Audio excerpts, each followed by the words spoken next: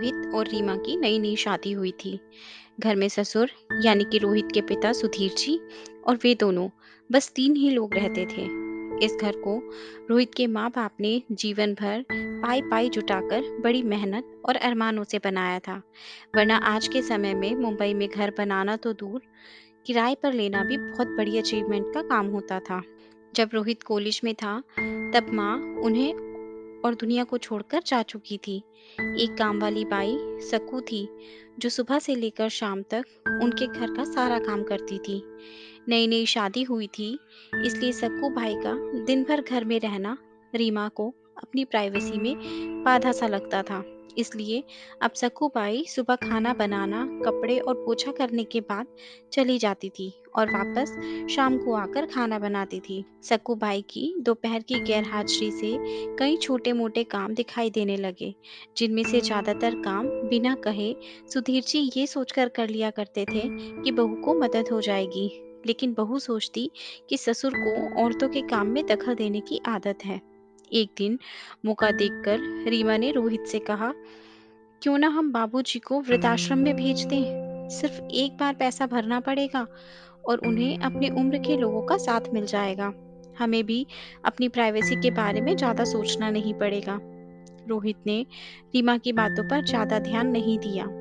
कुछ दिन ही बीते थे कि बाबूजी अपने दोस्तों के साथ एक हफ्ते के लिए टूर पर गए और इत्तेफाक से इसी दौरान सक्कूबाई भी छुट्टी पर चली गई। फिर क्या था, रीमा को जैसा चाहिए था वैसा समय मिलने लगा। अब रोहित रेस्टोरेंट में खाना खा लेता और रीमा का काम ऑमलेट ब्रेड या मैगी खाकर चल जाता था। खाना बनाने की कोई टेंशन नहीं थी, लेकिन घर में निकलने वाले सारे काम तो अभी भी करने ही थे। ससुर जी की गैर हाजिरी में रीमा को एहसास हुआ कि बिना कहे ही जो काम वो कर लिया करते हैं, उनसे कितना फर्क पड़ता है। छोटे मोटे लगने वाले काम काफी समय और एनर्जी लेने वाले थे। कुछ दिन बीतने के बाद एक दिन रोहित रीमा को कहता है, चलो आज कहीं बाहर घूम कर आते हैं। रीमा को बड़ी खुशी हुई और वो खुशी खुशी सज धज कर घूमने के लिए तैयार हो जाती है। रोहित रीमा को अपने घर से 4 किलोमीटर दूर एक चॉल में लेकर जाता है। एक आदमी रोहित के हाथों में एक चाबी देता है। रोहित उस चाबी को लेकर चॉल के कमरे का दरवाजा खोलता है। कमरा खुलते ही 2 रूम वाले उस छोटे से अंधेरे से भरे हुए घर के अंदर रोहित रीमा को लेकर जाता है और कहता है, कैसा लगा तुम्हें हमारा नया घर। रोहित कहता है, हम अगले महीने इसी मकान में भाड़े पर रहेंगे, अलग और अपनी प्राइवेसी का मजा लेंगे। अभी मेरी आमदनी के हिसाब से हम इसी को अफोर्ड कर सकते हैं। रीमा के पास रोहित के इस सवाल का कोई जवाब नहीं था। वो सोचने लगी, उसने अपने क्षणिक सुख के स्वार्थ के लिए इतने नीचे गिरकर ऐसी घटिया सोच अपने दिमाग में आने दी। उसे मन ही मन पछतावा होने लगा। रीमा रोहित से बोली, मुझे माफ कर दो, मैं सच में स्वार्थी हो गई थी, मुझसे बहुत बड़ी गलती हो गई है। रोहित बोला, तुम्हें पछतावा हुआ, मेरे लिए यही काफी है, मैं तुमसे नाराज नहीं हूँ।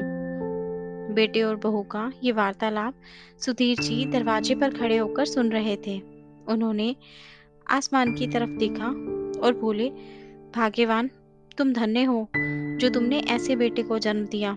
उन्होंने दरवाजा खटखटाया। बहू ने दरवाजा खोला तो उनके हाथों में पकड़ी थैली से गरम गरम समोसों की सुगंध आने लगी।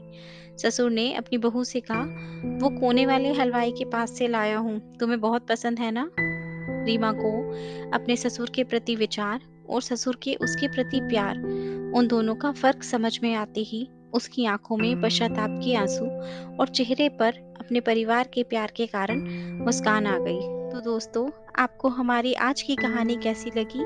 आप हमें कमेंट करके जरूर बताएं। हमारे चैनल पर नए हैं तो हमारे चैनल को सब्सक्राइब करें और ये वीडियो अच्छी लगी हो तो दोस्तों के साथ भी शेयर करें। धन्यवाद।